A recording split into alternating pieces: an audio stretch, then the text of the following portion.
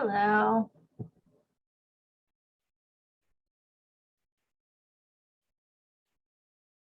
Are you guys able to hear me?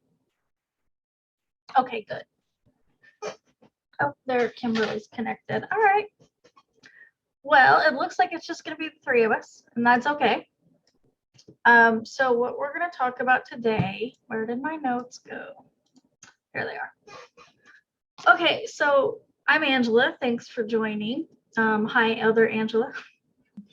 It's a great It's a great name, exactly. So today we're going to be talking about the second agreement from the book, The Four Agreements by Don Miguel Ruiz. You don't have to have read the book. You don't have to own it, anything of that sort. If you're interested in it, though, I do recommend reading it.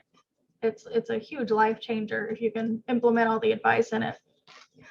So the first agreement, which we talked about in the last meeting, was to be impeccable with your word.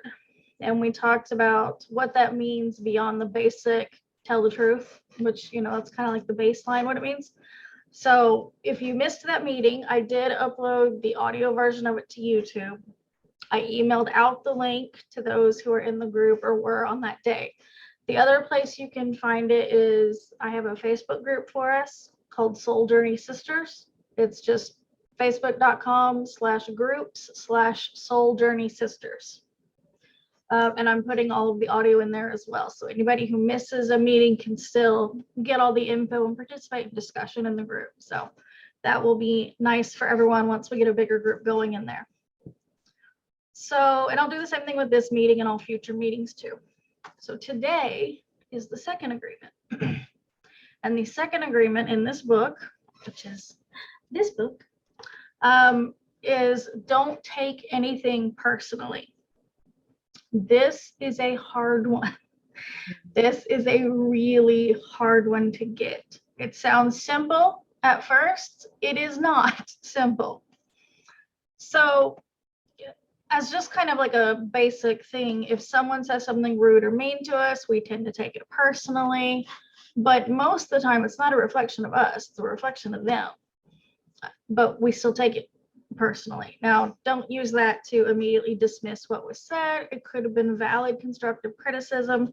In that case, of course, take the advice that makes sense. But anything else that's not like legitimate constructive criticism or something was probably their own thing happening and not you.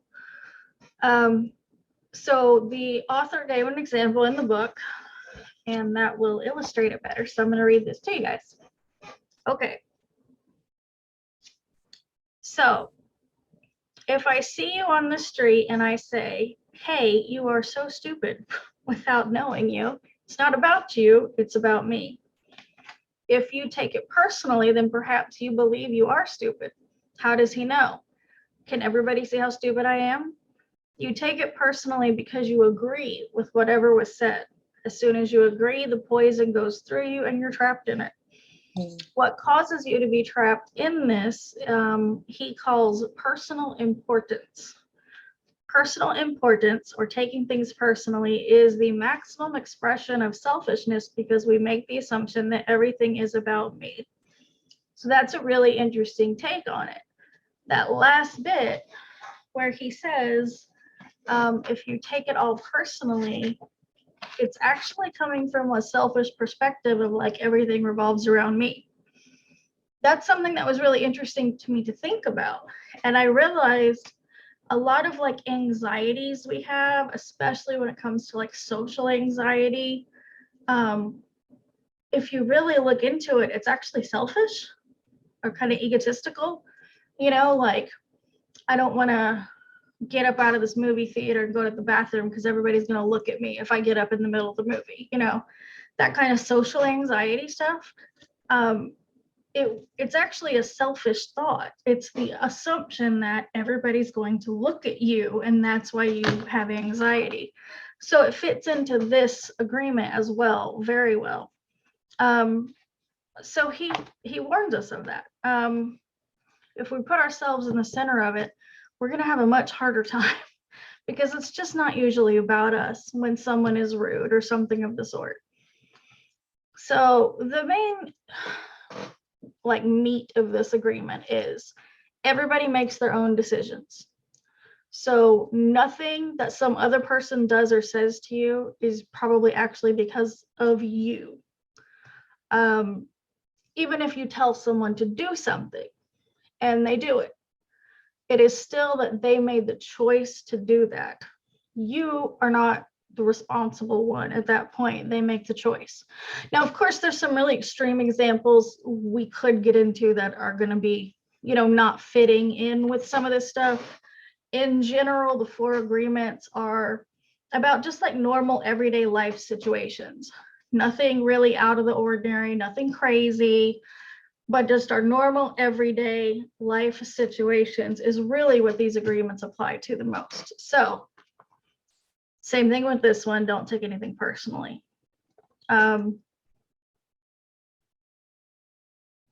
So, I mean, you might even give advice to a friend and they take the advice and then it turns out bad. And they come back to you and they're like, why did you tell me to do that? That was a horrible idea. And so they might be looking for someone to blame it on. They might be upset, but they still made the choice, to make that decision. So it's on them, it's not on you. And that can be difficult for us even to get there, because in that situation, we might be like, oh, you know what, that must have been bad advice. It didn't work out well. I wish I hadn't ever told her that, or whatever it is. But it was still that person's decision to do it. It wasn't personal on you. So the other really big side to not taking things personally is being offended. And this is a hot button topic currently. Being offended in the US has been for a little while, has been really seeming to get worse and worse. There's a lot of like politically charged, controversial things that this could apply to, and I'm going to stay out of those because that's not what this is about. So I'm gonna, here's an excerpt first I want to read again, because he just puts it so well. And this is about what happens when you take something personally and become offended by it. So when you take things personally, then you feel offended, and your reaction is to defend your beliefs and create conflicts. You make something big out of something so little because you have the need to be right and make everybody else wrong. You also try hard to be right by giving them your own opinions. So what you say and do and the opinions you have are based on your life and the stuff you have going on, not the person you're talking to. So we get offended really easily when it seems like something is personal, even though it's not personal. And that's the thing we need to learn, is that it's not personal. So I kind of wrote up a little example here. So he said you have the need to like defend yourself, and that's what this scenario is going to go into. So if, Bob, we're going to call this fake person Bob, says something like the ABC political party doesn't care about people at all and they just want money, then people who are part of that group he's talking about, in this example, the ABC party, they could be offended by that. So if Susie hears what Bob said, and Susie is part of this ABC party that he said is like this, she's very well gonna take that personally, as a lot of us would in that same situation, and she's gonna want to defend herself. And she's going to want to say, like, I'm in that group and that doesn't describe me. That's not accurate about our group. And then that just becomes an argument that nobody's winning. Nobody can win that at all. And this is one of those things that fits very much into our current society, I feel, a lot. The thing is, though, Bob's statement in that scenario of this party doesn't care about people, they only care about money, that's based on Bob's perception. What he's seen in the world, what he thinks he knows, what he's experienced, maybe what he's read. So it's not personal against Susie in this situation or anyone else in this made up political party, right? He's not saying anything about a personal, like an actual person. He's saying about it as the group as a whole. But the people in that group are going to take offense to that being lumped in with that. And that makes sense. But that's part of trying not to take things personal, because it wasn't. So when you take it personal and you want to defend yourself, it's very understandable. I think that's a normal human reaction, actually. It's actually also one of the hardest things that I deal with in my life. I haven't been able to work in several years due to disabilities, but when I did work, if my boss thought I didn't do something up to par, or something, wasn't right with my work, I could get upset because I don't want someone thinking something about me that isn't true. I don't want them thinking I'm lazy, or I do things half-ass, or, that I don't really like my job, or, I'm just trying to leave early, or, anything of the sort. I don't want people thinking something about me that's not true. And that's really what that previous scenario comes down to. Bob says something about the ABC political party. Susie is in that political party, considers herself a part of it, and doesn't want someone thinking something like that about her, because to her, that's not true. And then we just get in arguments. It's not helpful. And I've done it myself. I've tried to prove, to a previous boss, try to prove that the thing they think I did or didn't do, let me give you proof that I did do what I was supposed to do, because it just really upsets me to think that somebody thinks something about me that's not true. But so far, giving proof doesn't really seem to help it. It just doesn't. It comes across as more like troublemaking, I guess, So the main thing about the second agreement is not to take it personal, because if we're taking it personal, we're defending ourselves against that person's perception. Their perception of me is not who I am. The perception that they have at that moment, based on whatever information they know about me, is not who I am. So it's not personal to me. It's their issue. They're the ones that have that perception. I can't fix that. And it makes us so unhappy, though, for this kind of thing, to just go on and be like, okay, well, he thinks that about me, I guess I'm just going to let it go and let him think that. It's really hard to do that. And it can really make us feel bad, negative about ourselves, or maybe about that person, maybe both, because, well, it's natural, really. It's natural to want to defend yourself. So this is why the second agreement is so difficult, to not take things personally. It's just when we are defensive, when we take it personal, when we're upset about it, angry about it, whatever it may be that someone sees about us or thinks about us or whatever, when we get ourselves into that, we're actually hurting ourselves. If we could remind ourselves, this is not personal. This is not personal against me. This is that person's world. That's their perception. That's what they believe is happening. It's not me, and it doesn't have anything to do with me. If we can get into that mindset, which is not easy, it will make our lives have less pain, really, less upset, less, just, it's better. I've lost words, apparently. It's just gonna make our lives easier if we don't feel like we constantly need to take these kinds of things personally.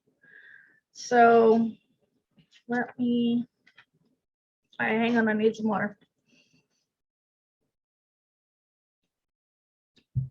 My throat tends to get really dry. So the author refers to himself in the book as Miguel, so that's going to be in some of these passages. So you may even tell me, Miguel, what you are saying is hurting me, but it's not what I'm saying that's hurting you. It is you have wounds that I touch by what I have said. You are hurting yourself. And I find that really interesting. There are some cases where that applies to it. Like his original, really quick example of just going up to someone on the street and going, "You're stupid." And then that person in their mind is going, "I already thought that about myself. How does he know?" That is one of those situations where the words that were said to you, that's what you're interpreting hurt you, but it's really because of your own underlying beliefs. Theoretically, if we could do this agreement in our lives as much as possible, then if someone on the street walked up to you and was like, "You're stupid," you would just be like, "Okay," just like move on about your day, right? Like it's not a big deal whenever you don't take things personal, but it is so difficult. So let me see where else in here. Okay, so he kind of describes it as like your world, like you have an entire like movie in your mind. You're the director, you're the producer, you're the actors. It's your movie. And the way you see it is according to the way you live your life, the things you've experienced, the things you've worked on with yourself, the everything can color it. The family you grew up in, where you live, you know, all sorts of things can affect that. And your point of view is personal to you. No one else can know it. So if you get mad at someone, as he says here in the book, he says, "If you get mad at me, I know you're dealing with yourself. I am the excuse for you to get mad. And you get mad because you are afraid, because you're dealing with fear. If you're not afraid, there's no way you will get mad at me. If you're not afraid, there's no way you will hate me. If you're not afraid, there's no way you will be jealous or sad.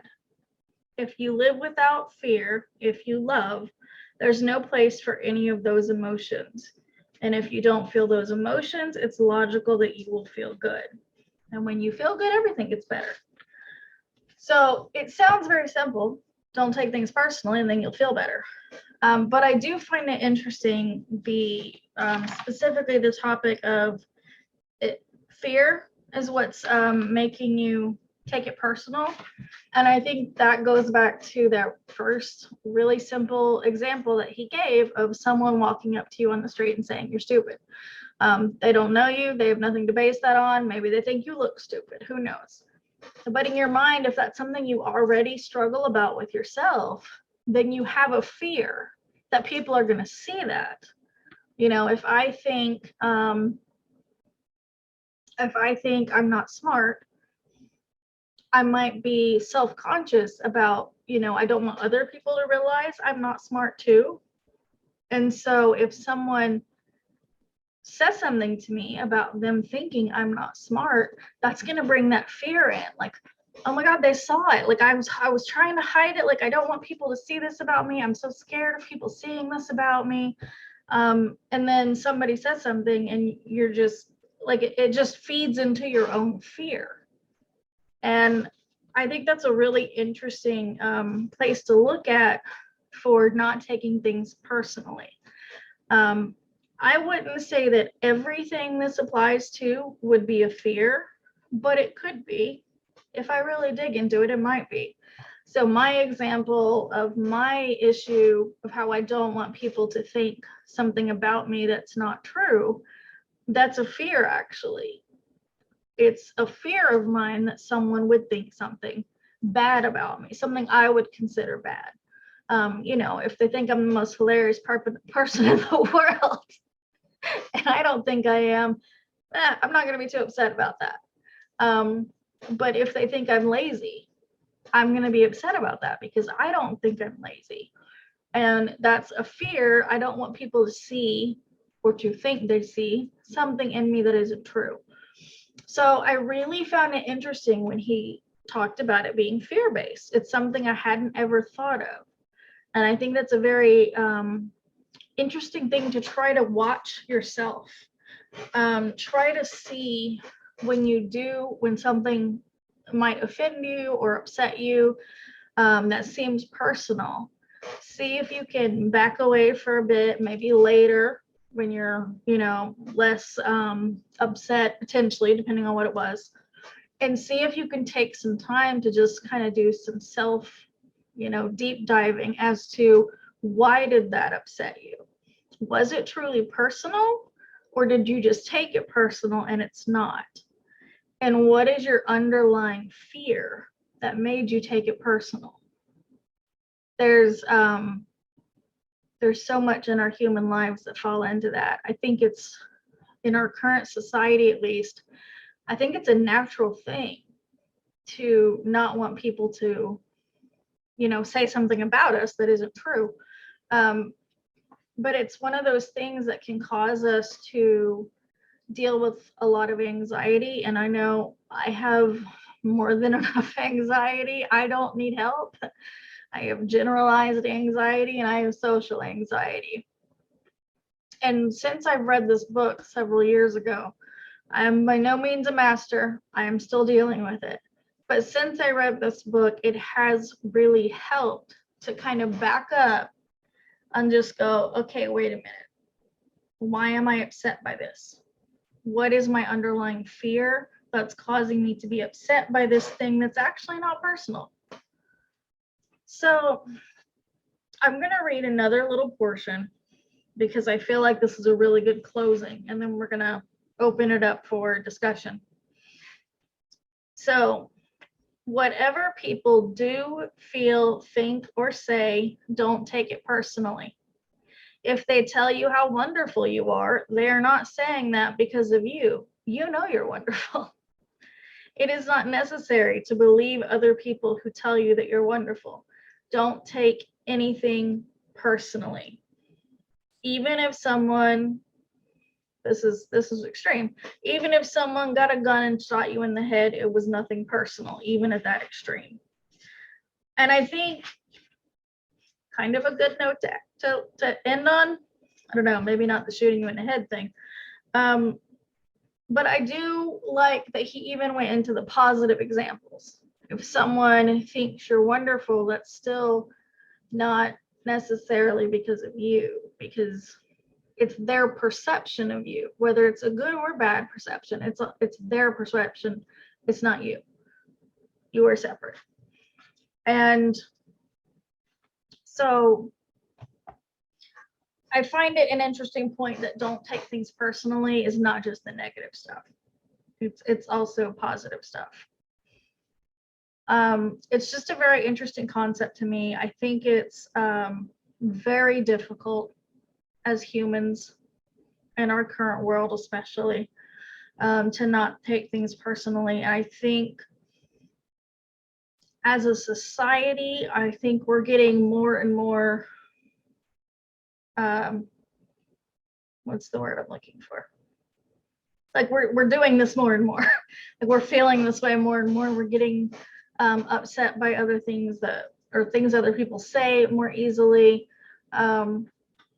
So I think this agreement is just really, it makes sense. Like this is definitely something we all need to work on. And even though I read this book years ago, probably 5-6 years ago, I by no means haven't mastered. I still make mistakes on all 4 of the agreements, probably on a daily basis.